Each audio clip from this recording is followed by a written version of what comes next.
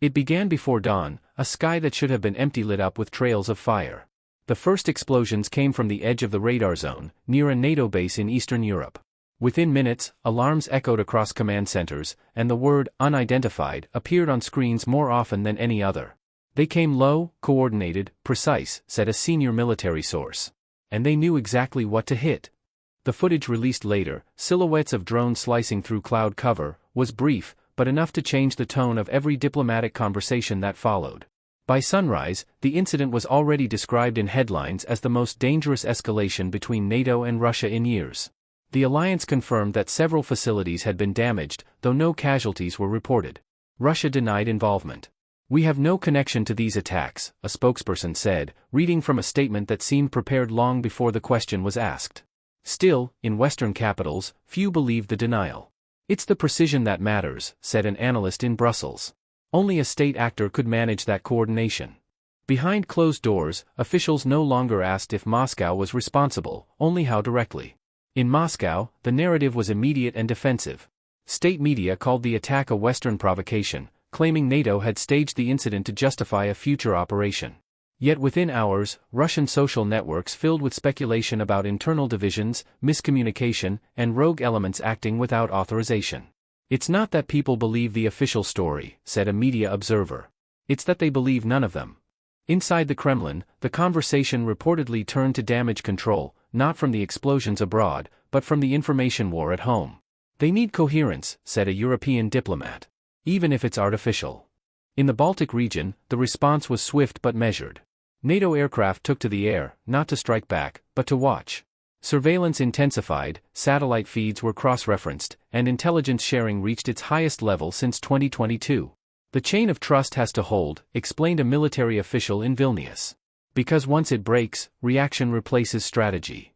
The same official paused before adding, "And when both sides start reacting, the line between defense and attack disappears." By afternoon, the pattern of official statements was clear. Each country condemned the incident in cautious terms, careful not to define it as war. "We urge calm and verification," said one spokesperson. "We stand ready to protect our allies," said another. The balance between those two sentences, calm and readiness, has become the defining grammar of modern conflict. Governments must sound composed while preparing for the worst. "You can't afford to look frightened," a NATO press advisor noted. "But you also can't sound asleep." Across Europe, the tension was visible in motion rather than words. Troop transports moved quietly through highways at night. Civilian flights were rerouted away from military zones. In ports, container inspections doubled. "It's not panic," said an intelligence officer. "It's preemption." This new tempo of preparedness, fast enough to feel urgent, slow enough to remain deniable, reflects the strange choreography of the drone age. "It's like watching a shadow fight," an Estonian defense analyst remarked. "You don't see the opponent, only their reflection." Financial markets, always quicker than politics, reacted within hours. Oil prices rose, defense stocks climbed, the ruble dipped slightly before stabilizing under state intervention.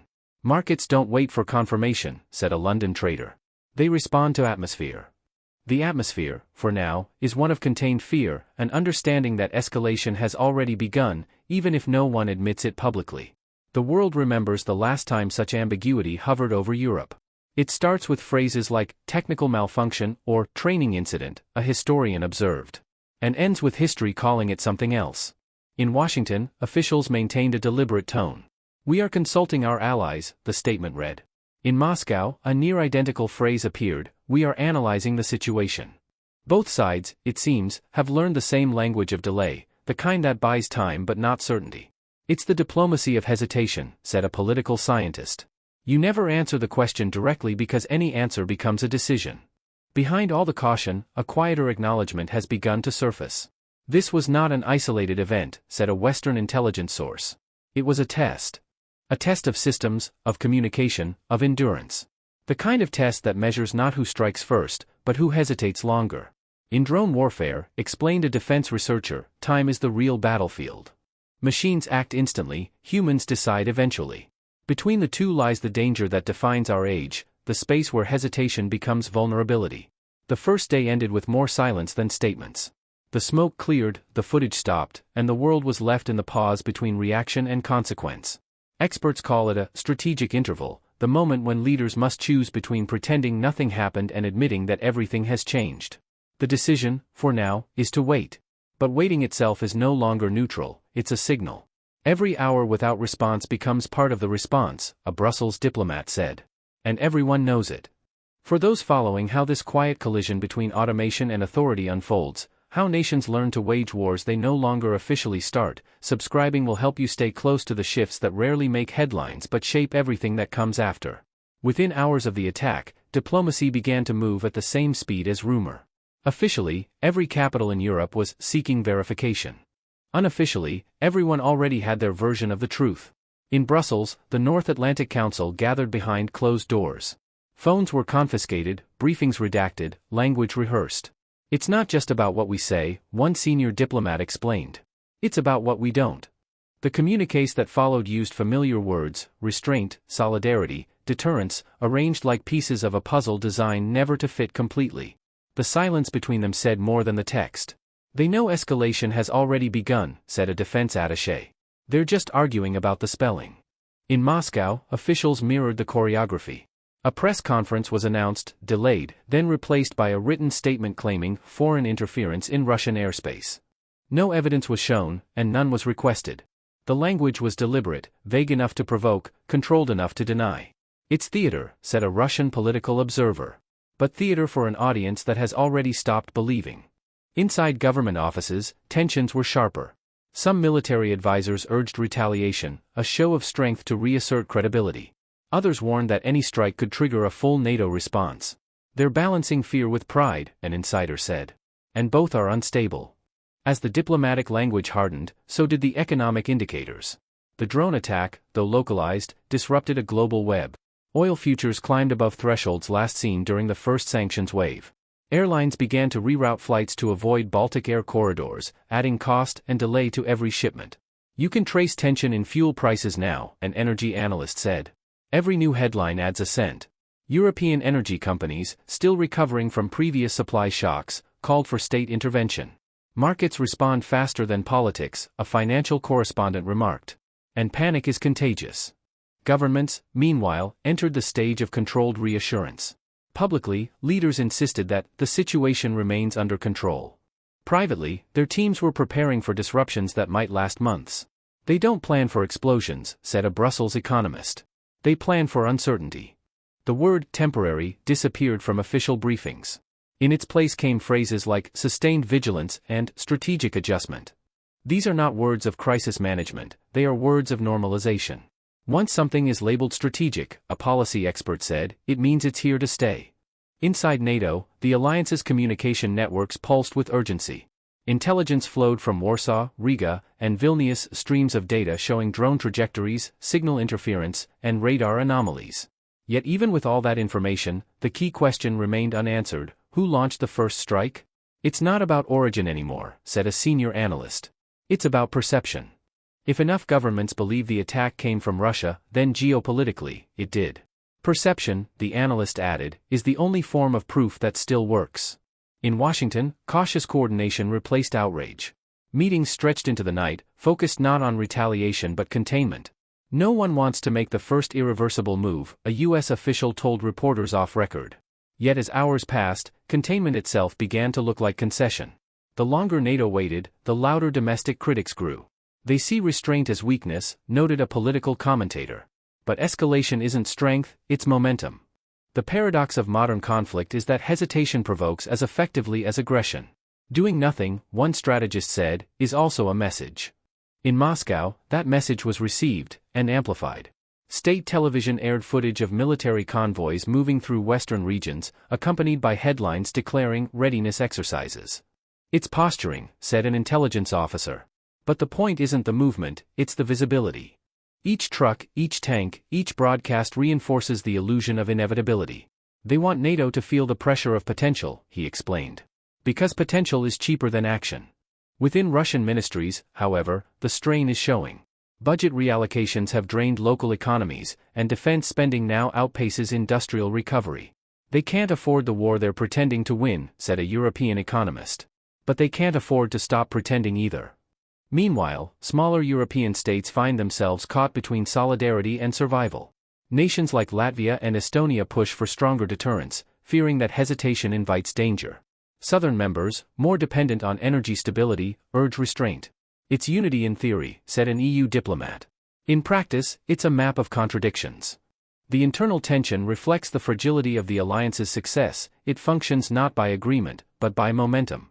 As long as it moves forward, one policy advisor explained, no one asks where it's going.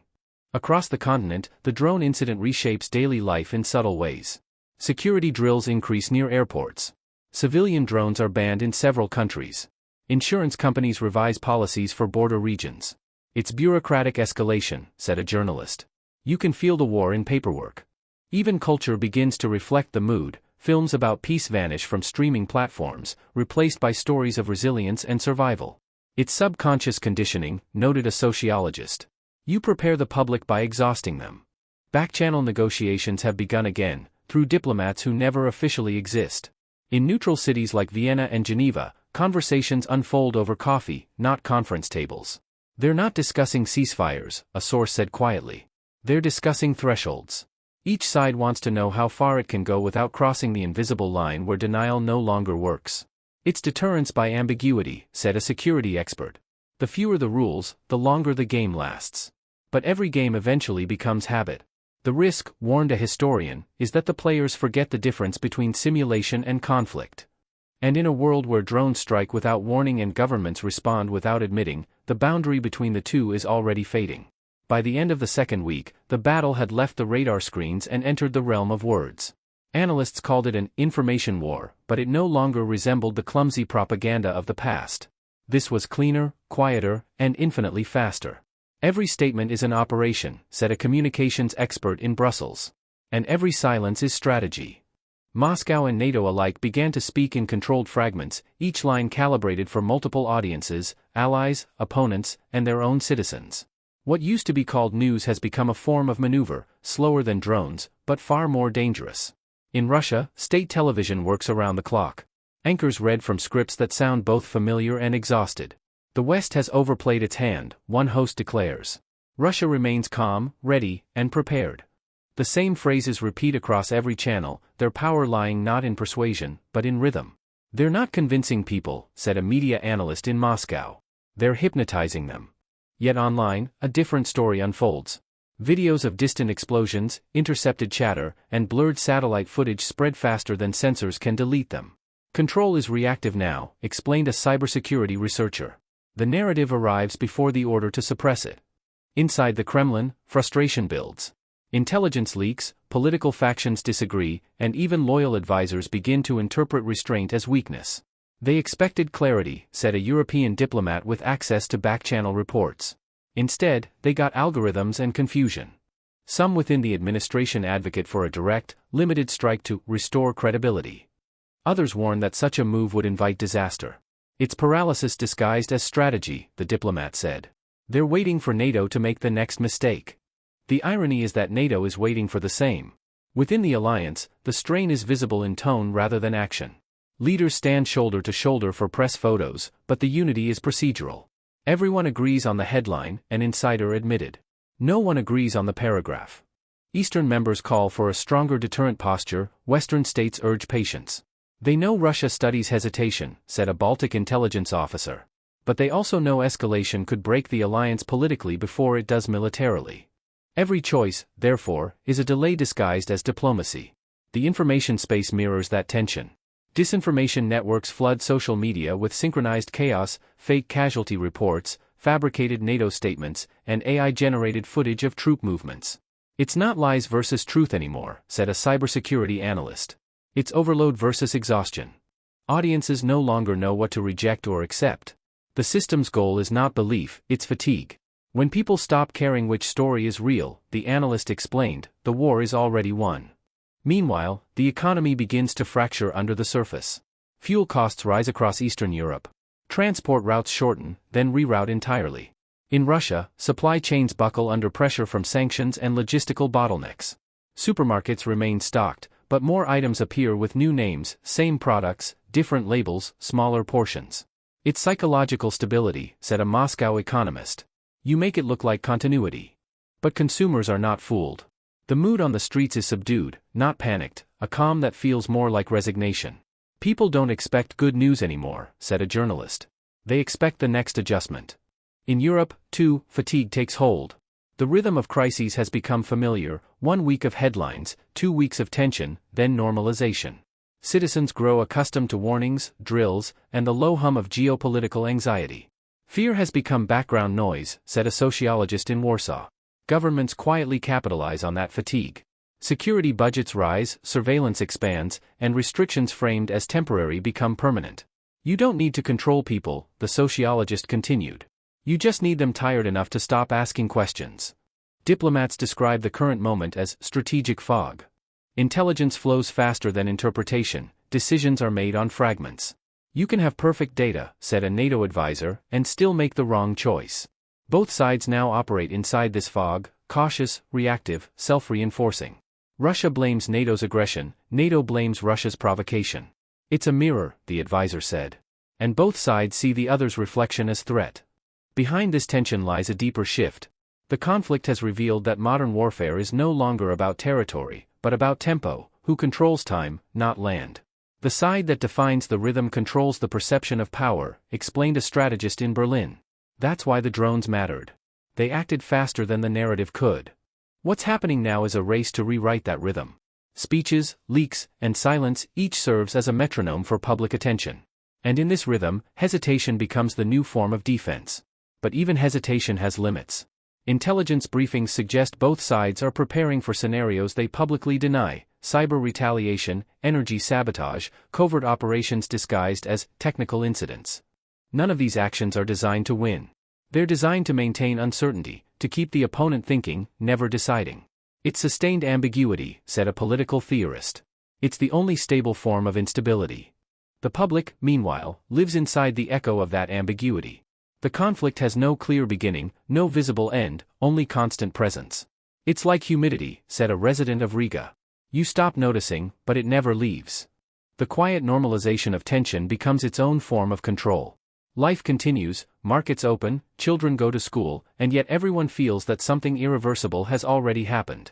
For those who follow how this invisible war rewrites the logic of power, how narratives replace armies and silence replaces treaties, subscribing will keep you close to the deeper movements beneath the noise, where history no longer announces itself, it accumulates. By the third week, the crisis had acquired a rhythm, not of combat, but of continuation. Nothing exploded, yet everything trembled. This is the kind of war that pretends to be over, said a European diplomat. But it never really stops. Across Europe, power grids operate under heightened surveillance. Routine inspections have become emergency measures, scheduled maintenance is now a coded term for vulnerability. They're not checking wires, said an analyst in Brussels. They're checking for fingerprints. The fear is not of an attack itself, but of something invisible, a signal buried in the systems that keep modern life functioning. In Moscow, the tone is one of confidence carefully performed. Press briefings speak of stability under pressure and economic adaptation, but the data tells a subtler story. Oil production remains steady, yet exports are quietly declining. Logistics networks, redirected after sanctions, now face shortages of parts, drivers, and trust. The numbers are official, said a Russian economist. The truth is logistical. In small towns, gas stations occasionally close for inventory reasons. The announcements are brief, almost polite. They know people won't panic, said the economist. They've already learned to live inside shortages. For Europe, the energy situation is equally fragile. Gas reserves remain high, but prices fluctuate wildly. Shipments from Norway and the Middle East arrive on schedule, until one doesn't. It's not disruption, explained a senior EU energy advisor. It's anticipation. Markets now react to rumors faster than to reality. A single report of radar interference in the Baltic sends fuel prices up by morning. Insurance costs for shipping across northern routes have doubled. Energy has become psychological, said the advisor. It runs on confidence, not capacity. Behind the statistics lies a deeper fear, that control itself is eroding. You can't govern what you can't predict, noted a former finance minister. Every delay, every blackout, every technical glitch feeds suspicion. Was it weather? Sabotage? Software error? In an age of invisible warfare, every malfunction looks like intent. The boundary between accident and attack is gone, said a cybersecurity analyst. And that's where the real danger lives. Governments now spend more time managing perception than infrastructure. If people believe it's sabotage, explained a crisis strategist, then politically, it is. The diplomatic world mirrors this tension. In Vienna, Geneva, and Istanbul, low-profile meetings resume under the guise of technical consultations. Participants are anonymous, their topics unrecorded. They're not negotiating peace, said an insider. They're negotiating continuity. The goal is not resolution, but maintenance, to keep channels open just enough to prevent collapse. You have to talk, the insider continued, even when you have nothing to say. Both sides rely on ambiguity as oxygen, the ability to act without admitting, to warn without committing. It's deterrence by exhaustion, said a NATO strategist. You keep the enemy too tired to be decisive. Moscow's strategy reflects the same fatigue. Officials emphasize readiness, but quietly reassign units away from frontline regions. They're saving energy, said a Western intelligence officer. Not military, political. The Kremlin understands that escalation risks isolation, but inaction risks irrelevance. They walk between two cliffs, explained the officer. Both made of silence. In such conditions, even small gestures, a training exercise, a televised statement, carry disproportionate weight. Symbolism has replaced action, said a Russian political observer. You simulate strength because you can't afford to prove it. NATO, too, finds itself in a fragile equilibrium. The alliance presents unity, but privately debates the threshold for response. What if the next drone lands on Allied soil again, a senior official asked. Do we treat it as provocation or pattern? No one answers. The ambiguity has become policy. If you define it, another replied, you lose flexibility. That logic, while stabilizing in the short term, grows brittle over time. You can't maintain uncertainty forever, said an EU defense advisor. Eventually, the system interprets hesitation as permission. The energy crisis deepens that fragility. Across Germany and Poland, factories cut production to manage costs. Shipping schedules slow, agricultural output dips, and consumer confidence falls. People aren't scared, said an economist. They're adjusting. Adjustment, however, is dangerous, it creates the illusion of control. Every adaptation reduces urgency, the economist warned. Until the system breaks from habit, not force. Meanwhile, financial institutions begin to price risk differently. Credit agencies now factor geopolitical instability into energy sector ratings. War has become an index, a banker in Frankfurt said. It's just another metric. In public, leaders continue to project calm. Europe remains resilient, said one prime minister. But resilience, as a concept, has changed meaning. It no longer implies strength, only endurance. We've normalized instability, said a political scientist. People call it resilience because they're too tired to call it crisis. That fatigue seeps into every institution. News coverage slows, experts repeat old analyses with new headlines. It's background noise now, remarked a journalist. Everyone hears it. No one listens. In the corridors of diplomacy, however, a new conversation is emerging, one that quietly acknowledges the permanence of this condition. The war may never end, said a high-ranking official in Brussels. It will just keep rearranging itself.